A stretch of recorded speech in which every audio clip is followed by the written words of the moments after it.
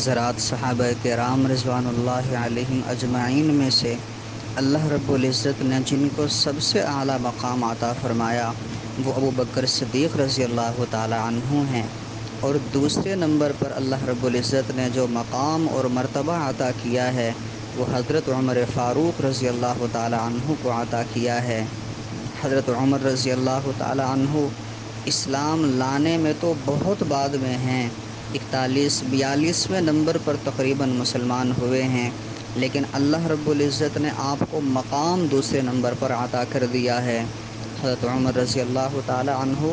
اپنی ذات کے اعتبار سے بڑے دلیر اور بہادر تھے۔ اسلام لانے سے پہلے وہ اسلام کے مخالف بھی تھے اور حضور صلی اللہ علیہ وسلم کے مخالف بھی تھے، لیکن اللہ رب العزت کو تو کچھ اور ہی منظور تھا۔ حضور صلی اللہ علیہ وسلم نے دعا مانگی تھی کہ اے اللہ، اسلام کو تقویت عطا فرما، یا تو عمر بن ہشام کے ذریعے سے یا پھر عمر بن خطاب کے ذریعے سے۔ اللہ رب العزت نے حضور صلی اللہ علیہ وسلم کی اس دعا کو حضرت عمر بن خطاب رضی اللہ تعالی عنہ کے حق میں قبول فرمایا ہے، اور اللہ رب العزت نے آپ کو اسلام کی دولت سے نوازا ہے۔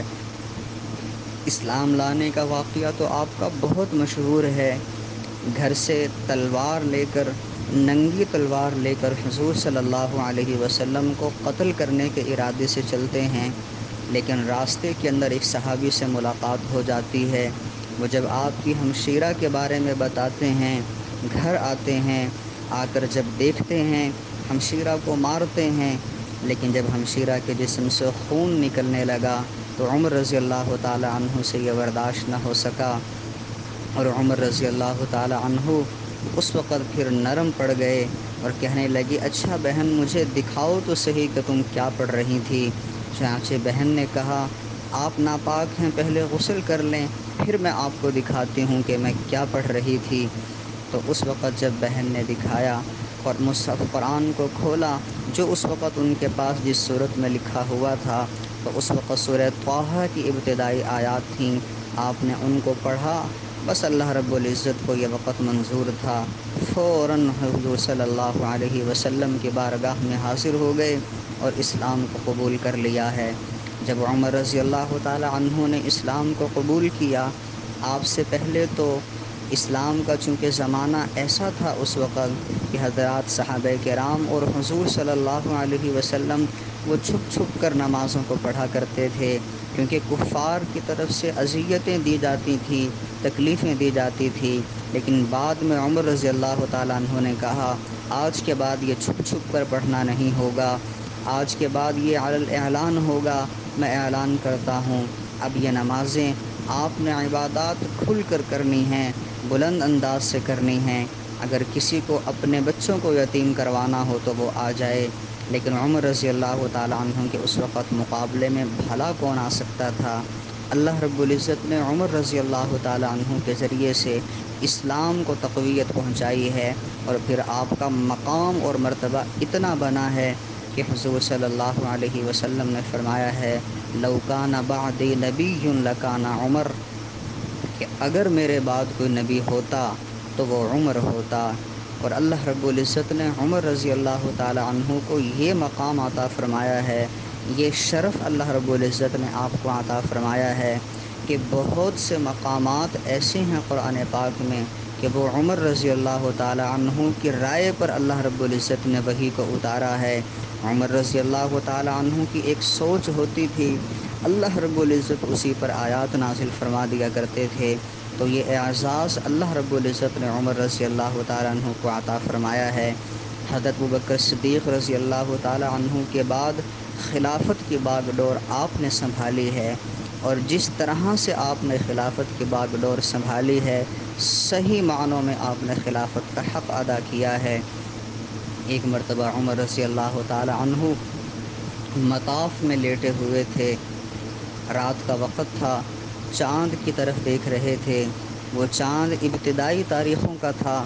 تو اس وقت آپ چاند کو دیکھ کر کہنے لگے کہ اے چاند، ابھی تو کمزور ہے، ابھی تو پتلا ہے، ایک وقت تھا کہ تو مکمل تھا، اب تو پتلا ہو چکا ہے۔ عمر بھی بالکل تیری طرح تھا، ایک وقت تھا کہ عمر بھی تیری طرح جوان تھا، مضبوط تھا، لیکن اب عمر بھی کمزور ہوتا جا رہا ہے۔ اس طرح سے چاند سے باتیں کر رہے تھے، اور باتیں کرتے کرتے پھر اللہ رب العزت سے دعا کرنے لگے کہ اے اللہ، میں آج تجھ سے دعا مانگتا ہوں کہ اللہ مجھے شہادت کی موت عطا کرنا، اور اللہ کہیں اور عطا نہ کرنا بلکہ محبوب صلی اللہ علیہ وسلم کے مبارک شہر میں مجھے شہادت کی موت عطا کرنا۔ یہ ابو بکر عمر رضی اللہ تعالی عنہ نے اللہ سے دعا کی۔ بظاہر یہ دعائیں بڑی عجیب تھیں، ایک طرف تو شہادت اللہ سے مانگ رہے ہیں اور دوسری طرف نبی کے شہر کے اندر مانگ رہے ہیں۔ اب شہادت تو شہر سے باہر میدان میں جہاد کرتے ہوئے ہوتی ہے،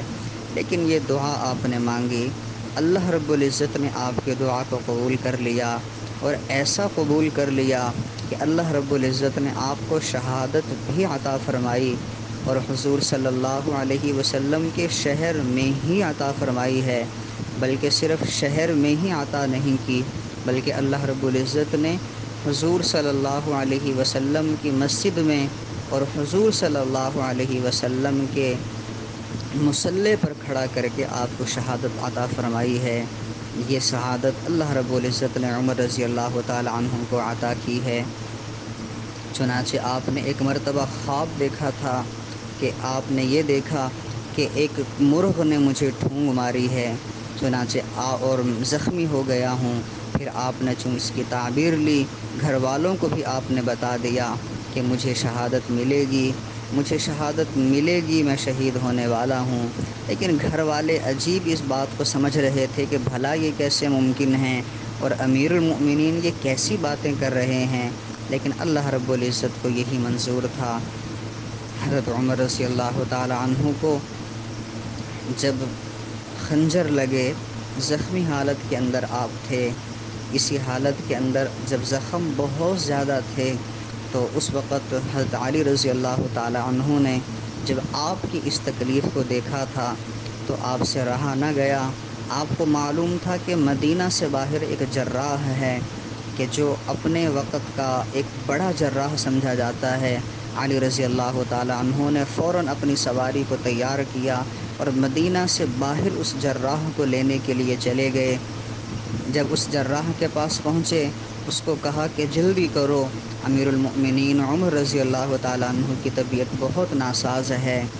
وہ جراح اپنی سواری تیار کرنے لگا تو علی رضی اللہ تعالیٰ عنہ نے اس کو منع کر دیا کہ تم اپنی سواری کو تیار نہ کرو، میرے ساتھ بیٹھو، اپنا سامان لو، جلدی کرو، امیر المؤمنین بڑی تکلیف میں ہیں۔ چنانچہ وہ جراح علی رضی اللہ تعالیٰ عنہ کے ساتھ ہی آپ کی سواری پر بیٹھا۔ علی رضی اللہ تعالیٰ عنہ نے جلدی جلدی سواری کو دوڑانا شروع کر دیا۔ جب مدینہ شہر کے اندر داخل ہو گئے تو داخل ہوتے ہی عمر رضی اللہ تعالی حضرت علی رضی اللہ تعالیٰ عنہ نے پڑھا انا للہ و انا الیہ راجعون، اور اپنی سواری کی لگام کو ڈھیلا چھوڑ دیا۔ جراح پیچھے بیٹھا تھا۔ جراح نے کہا حضرت آپ کو کیا ہو گیا ہے؟ ابھی تو آپ اتنی جلدی کر رہے تھے اور اب آپ کی یہ حالت ہے کہ آپ نے سواری کی لگام کو ڈھیلا چھوڑ دیا اور انا للہ بھی آپ پڑھنے لگے۔ تو علی رضی اللہ تعالیٰ عنہ نے کہا کہ جراح عمر رضی اللہ تعالیٰ عنہ اب اس دنیا میں نہیں رہے، آپ کا وصال ہو چکا ہے۔ جراح نے کہا آپ کو یہ بات کیسے معلوم ہوئی؟ ابھی تو ہم آپ کے گھر سے دور ہیں۔ تو علی رضی اللہ تعالیٰ عنہ نے کہا کہ وہ جو سامنے تمہیں کھیت نظر آ رہا ہے، اس کھیت کی طرف دیکھو، اس کھیت کے اندر جو جانور چر رہے ہیں وہ جانور اس کھیت کے مالک کے نہیں ہیں، یہ جانور کسی اور کے ہیں اور چر کسی اور کھیت کے اندر رہے ہیں۔ جب تک عمر رضی اللہ تعالیٰ عنہ زندہ تھے تو کسی جانور کو بھی یہ ہمت نہیں تھی کہ وہ اپنے مالک کے کھیت کو چھوڑ کر دوسرے کے کھیت کے اندر چلا جائے۔ آج اگر یہ جانور دوسرے کے کھیت کے اندر چلا گیا ہے تو یہ اس بات کی علامت ہے کہ عمر رضی اللہ تعالیٰ عنہ اس دنیا کے اندر نہیں رہے۔ جب وہ آپ کے گھر پر پہنچے تو واقعتاً عمر رضی اللہ تعالیٰ عنہ کی روح پرواز کر چکی تھی اور اپنے اللہ سے جا ملے تھے۔ وفات سے کچھ وقت پہلے، شہادت سے کچھ وقت پہلے حضرت عمر رضی اللہ تعالیٰ عنہ نے اپنے صاحبزادے حضرت عبداللہ بن عمر رضی اللہ عنہ کو حضرت عائشہ رضی اللہ تعالیٰ عنہ کے پاس بھیجا تھا کہ بیٹے جا کر اماں عائشہ سے اجازت لے لو، ان کو جا کر میرا سلام کہنا، اور یہ بات بھی کہہ دینا کہ عمر حضور صلی اللہ علیہ وسلم کے پہلو میں دفن ہونے کی اجازت چاہتا ہے، آپ کے حجرہ مبارک میں دفن ہونے کی اجازت چاہتا ہے۔ حضرت عائشہ رضی اللہ تعالی عنہا آپ کا یہ پیغام سن کر رونے لگیں اور کہنے لگیں کہ یہ جگہ تو میں نے اپنے لیے رکھی ہوئی تھی، لیکن آج اگر عمر نے مجھ سے یہ جگہ مانگی ہے تو میں آج یہ جگہ عمر کو دے دیتی ہوں۔ عمر کے مجھ پر احسان ہیں کہ جب کل مجھ پر ایک تہمت لگی تھی، ایک بڑی تہمت لگی تھی کہ اللہ کے نبی بھی مجھ سے اس وقت الگ ہو گئے تھے، اس وقت اگر میرا کوئی ساتھ دینے والا تھا تو اس وقت عمر رضی اللہ تعالی عنہ ہی تھے جنہوں نے میرا ساتھ دیا تھا، اور محبوب صلی اللہ علیہ وسلم سے کہا تھا کہ اللہ کے نبی سبحانک ھذا بہتان عظیم، کہ اللہ کی ذات تو پاک ہے، یہ بڑا بہتان ہے، جو اللہ آپ کے جسم مبارک پر گندی مکھی کو بیٹھنے نہیں دے سکتا، وہ آپ کے بستر پر کسی ایسی غلط عورت کو کیسے لا سکتا ہے۔ عمر کا مجھ پر یہ احسان ہے، اور اللہ نے قرآن کے اندر فرمایا ہے هل جزاء الاحسان الا الاحسان، کہ احسان کا بدلہ احسان سے دینا ہوتا ہے، تو میں ان کے احسان کا بدلہ دیتی ہوں اور اپنے حجرے میں دفن ہونے کی اجازت دے دیتی ہوں۔ چنانچہ ایسا ہی کیا گیا، اور اللہ رب العزت نے یہ شرف بھی آپ کو عطا کر دیا کہ جس طرح دنیا کے اندر حضور صلی اللہ علیہ وسلم کے ساتھی تھے، دنیا سے چلے جانے کے بعد بھی آپ کے پہلو مبارک کے اندر دفن ہوئے ہیں۔ اور جب کل قیامت کا دن ہوگا، اللہ رب العزت میدان محشر لگائیں گے، اس وقت جب ابوبکر صدیق رضی اللہ تعالی عنہ کو اللہ کے سامنے پیش کیا جائے گا، اللہ کا غصہ ٹھنڈا ہو جائے گا، تو اس کے بعد دوسرے نمبر پر حضور صلی اللہ علیہ وسلم حضرت عمر رضی اللہ تعالی عنہ کو اللہ کے سامنے پیش فرمائیں گے، تو عمر رضی اللہ تعالی عنہ کو اللہ رب العزت دیکھتے ہی سلام کریں گے، السلام علیک یا عمر۔ یہ مقام اور فضیلت اللہ رب العزت نے عمر رضی اللہ تعالی عنہ کی جھولی میں ڈالی ہے۔ تو اس طرح سے یہ حضرت عمر رضی اللہ تعالی عنہ نے اللہ رب العزت کے ہاں یہ مقام اور مرتبہ پایا ہے۔ اللہ رب العزت نے ان کو جو مقام اور مرتبہ عطا فرمایا ہے، اللہ رب العزت ان کے درجات کو مزید بلندی عطا فرمائے، اور ہمیں بھی ان کے نقش قدم پر چلنے کی توفیق عطا فرمائے۔